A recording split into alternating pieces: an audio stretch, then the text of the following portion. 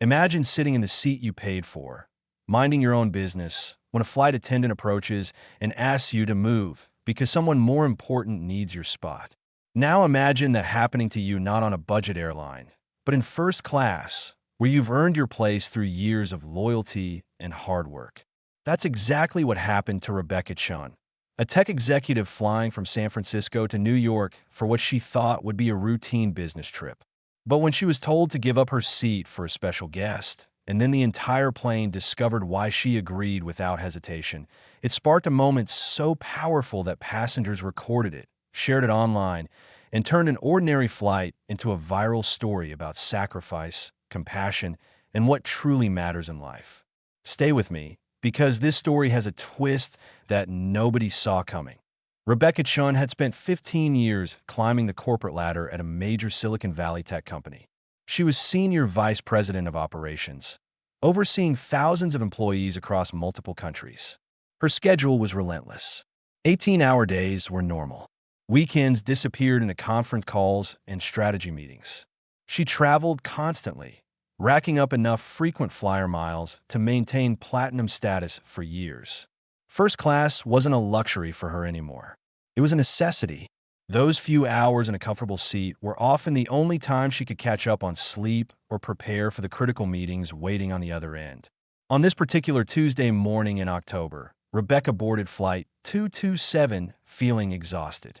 She had been in back-to-back meetings in San Francisco for 3 days, barely sleeping, living on coffee and adrenaline. She found her seat into a settled in with her laptop, and closed her eyes for just a moment before takeoff. She didn't notice the unusual activity at the front of the plane or the hushed conversations between flight attendants and the gate agent. About 10 minutes before the scheduled departure, a senior flight attendant named Jennifer approached Rebecca's seat. Her expression was apologetic but firm. She leaned down and spoke quietly. "Miss Chun, I'm so sorry to ask this, but we have a situation. We need to ask if you'd be willing to give up your seat for a special guest who just arrived. There's been a medical emergency, and we have a passenger who needs this specific seat for medical reasons. We can offer you a seat in coach with a full refund of your upgrade, or we can book you on the next flight in first class." Rebecca looked up, confused and honestly a bit irritated. She had paid for this seat. She had earned her status through years of loyalty. And now, minutes before takeoff, she was being asked to move to accommodate someone else's emergency? The logical part of her brain understood that emergencies happen, but the exhausted part of her just wanted to stay where she was and sleep for 5 hours. She started to protest, to explain that she had an important meeting, that she couldn't miss this flight. But then Jennifer added something that changed everything. She said the special guest was a 9-year-old boy named Marcus who was being transported to a hospital in New York for an emergency heart procedure, and his mother needed to be next to him because he was terrified, and she was the only person who could keep him calm enough to make the flight safely. Rebecca felt her irritation evaporate instantly. She looked past Jennifer and saw them.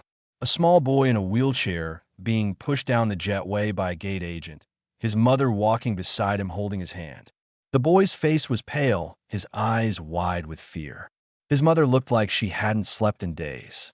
Her clothes were wrinkled, her hair pulled back in a messy ponytail, and her eyes carried the kind of exhaustion that comes not from lack of sleep, but from the weight of watching her child suffer. Rebecca didn't hesitate. She stood up immediately, grabbed her bag, and said, "Of course, give them my seat." Jennifer looked relieved and grateful. She started to explain the compensation options again, but Rebecca waved her off. She didn't want compensation. She didn't want anything except for that little boy to get to New York safely. As she moved toward the back of the plane, several first-class passengers who had overheard the conversation watched her with a mixture of respect and curiosity. One businessman and looked annoyed that his quiet flight was being disrupted. Another passenger, a woman in her 60s, caught Rebecca's eye and mouthed "thank you." Rebecca found her new seat in 32B, a middle seat in the very back of the plane near the lavatories. It was cramped, uncomfortable, and nothing like the spacious first-class seat she had just left. But as she buckled her seatbelt and watched Marcus and his mother settle into the front row, she felt something she hadn't felt in a long time. Peace. She watched as the mother carefully helped Marcus transfer from the wheelchair to the seat, adjusting his position, speaking softly to him, stroking his hair. The boy was clearly in pain, but trying to be brave. His mother kissed his forehead and whispered something that made him smile just a little. And Rebecca, sitting 40 rows back, felt tears prick her eyes. She pulled out her phone and opened her photos. She scrolled to a picture from 8 years ago. A hospital room. A little girl with no hair, smiling weakly at the camera, tubes and wires everywhere. Her daughter, Emma. Emma had been diagnosed with leukemia at age 6. Rebecca and her husband David had spent 2 years living in and out of hospitals, watching their vibrant, joyful little girl fight for her life. Rebecca had taken a leave of absence from work, something she never thought she'd do, because nothing mattered more than being with Emma. They had flown to specialists in different cities, always hoping the next doctor would have the answer, the cure, the miracle. Rebecca remembered one flight in particular. Emma had been so sick, so weak, and they needed to get her to a hospital in Boston for an experimental treatment. A stranger in first class had given up their seat so Rebecca could sit next to Emma and keep her comfortable. That stranger never knew how much it meant, how that simple act of kindness made an unbearable situation just slightly more bearable. Emma had survived. She was 14 now, healthy, thriving, playing soccer, and complaining about homework and living the normal teenage life they had once feared she'd never have. But Rebecca had never forgotten that stranger on the plane. She had never forgotten how it felt to be the mother holding her terrified child's hand, hoping against hope that they'd make it to the next hospital in time. As the plane took off, Rebecca sat in her cramped middle seat and felt oddly content. She wasn't thinking about her meeting or her presentation or her $1 million deal. She was thinking about Marcus and his mother and hoping with every fiber of her being that his story would have the same ending Emma's did. About an hour into the flight, the woman sitting next to Rebecca in the aisle seat struck up a conversation. She introduced herself as Linda, a retired teacher heading to New York to visit her grandchildren.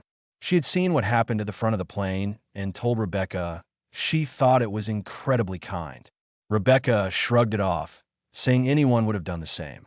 But Linda shook her head and said that wasn't true, that most people wouldn't have given up a first-class seat without complaint, especially not for strangers. Rebecca found herself opening up in a way she rarely did with strangers.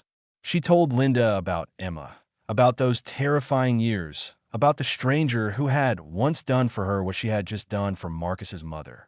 Linda listened with tears in her eyes and then did something unexpected. She pressed the call button. When the flight attendant arrived, Linda explained quietly that the woman in the middle seat had given up her first-class seat for the sick child up front, and that she had her own story of surviving her daughter's illness, and that maybe the captain should know about this. The flight attendant, a young man named Kyle, looked at Rebecca with surprise and then respect. He disappeared toward the cockpit. 10 minutes later, the captain's voice came over the intercom. He made the usual announcements about altitude and weather, and then he said something unusual. He said there was a special passenger on board today, a young boy named Marcus who was traveling for emergency medical care, and his mother who was holding his hand every mile of the way. He thanked the passenger who had given up her first-class seat to make their journey easier, and he asked everyone on the plane to keep Marcus and his family in their thoughts. The cabin fell silent. Passengers looked around, trying to figure out who had given up their seat. Some looked toward the back of the plane where Rebecca sat, but most had no idea. What happened next shocked everyone. The captain continued. He said he had learned that the passenger who gave up her seat, Rebecca Chun, had done so because her own daughter had once been in Marcus's position, fighting for her life, and a stranger had shown them kindness they never forgot. He said that Rebecca was a reminder that we're all connected, that our small acts of kindness ripple out in ways we can't imagine, and that he was honored to have her on his flight. Then he did something no one expected. He announced that Rebecca would be receiving a full refund of her ticket, an upgrade voucher for her next 10 flights, and the airline's humanitarian award, which was rarely given and reserved for passengers who exemplified the values of compassion and service. The plane erupted in applause. Passengers turned to look toward the back, trying to see this woman who had quietly sacrificed her comfort for a child she didn't know. Rebecca sat frozen, her face burning with embarrassment and emotion. She hadn't done it for recognition. She had done it because it was the right thing to do, because she knew what that mother was feeling, because she could not do it. But the moment wasn't over. As the applause died down, Marcus's mother appeared in the aisle. She had asked a flight attendant to watch Marcus for just a moment, so she could walk back and thank Rebecca personally. When she reached row 32, she was crying. She knelt down in the narrow aisle and took Rebecca's hands. She said thank you over and over, her voice breaking. She said Marcus was terrified of flying, that he had been having panic attacks, that being next to her in a comfortable seat where she could hold him and calm him was the only way he could make this trip. She said Rebecca had no idea what her kindness meant, but Rebecca did know. She knew exactly. Rebecca told her about Emma. The two mothers held each other and cried in the back of that airplane while passengers around them wiped their own eyes and felt their hearts crack open just a little bit. When Marcus's mother finally returned to her seat, she looked back one more time and mouthed the words, "You saved us today." The flight landed in New York without incident. As passengers deplaned, dozens of them stopped to thank Rebecca, to shake her hand, to tell her she had restored their faith in humanity. One businessman who had looked annoyed at the beginning of the flight apologized for his attitude and donated $1,000 to a children's hospital charity in Marcus's name. The woman from 1D gave Rebecca her business card and said if she ever needed anything at all, to call. But the moment that mattered most happened as Rebecca was leaving the plane. Marcus's mother was waiting with Marcus in his wheelchair at the gate. The boy looked up at Rebecca with big brown eyes and said, "My mom told me you gave us your seat, so I wouldn't be scared." "Thank you." Rebecca knelt down, so she was eye level with him. She told him she knew he was brave, that he was going to do great, that she had a daughter who had been through something similar, and she was okay now. She told him to hold his mother's hand tight and never let go. Marcus nodded solemnly, and then, without warning, he hugged her. This tiny, sick, terrified boy wrapped his thin arms around a stranger's neck and held on. And Rebecca Chun, senior vice president, corporate executive, woman who ran million-dollar operations and commanded boardrooms full of powerful men, completely fell apart. She hugged him back and whispered, "You're going to make it. I know you are." That video, recorded by a passenger and posted to social media, went viral within hours. Millions of people watched Rebecca give up her seat, watched the captain's announcement, watched Marcus's mother walk to the back of the plane, watched that final hug at the gate. The comments section exploded with stories from other people who had been in similar situations, who had given up seats or received help from strangers, who understood that sometimes the smallest acts of kindness have the biggest impact. News outlets picked up the story. Rebecca was invited to speak on morning shows, but she declined most of them. She didn't want fame. She wanted Marcus to be okay. 2 weeks later, she received a message through social media from Marcus's mother. The surgery had been successful. Marcus was recovering. He was going to be okay. Attached was a photo of Marcus in his hospital bed, smiling, holding a homemade thank you card with a drawing of an airplane and a heart.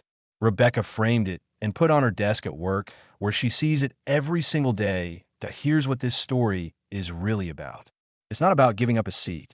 It's about remembering that we're all human, that we all struggle, that we all need help sometimes. Rebecca could have said no. She could have insisted on keeping her seat, argued about her status, demanded her comfort. And legally, she would have been right. But morally, spiritually, humanly, she made the only choice that mattered. She saw a scared child and a desperate mother, and she remembered when that was her life. She remembered the stranger who helped her when she needed it most.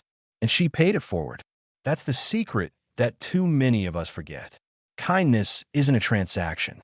You don't do it because you'll get something back. You do it because you can, because you should, because at the end of the day, those moments of connection are what make us human. If this story moved you, I need you to do something. Hit that like button right now. Share this video with someone who needs to remember that good people still exist, that kindness still matters, that we can all make a difference in someone's life, even in the smallest ways. Drop a comment telling me about a time a stranger helped you, or a time you help someone else. And subscribe to this channel because I'm dedicated to bringing you stories that don't just entertain you, but remind you what we're capable of when we choose compassion over convenience. Rebecca Chun gave up a seat, but she gained something far more valuable. She gave a terrified child and his mother hope. She reminded an entire plane full of strangers what humanity looks like. And she proved that the most important thing you can have in life isn't a first-class seat. It's a first-class heart. Thanks for watching.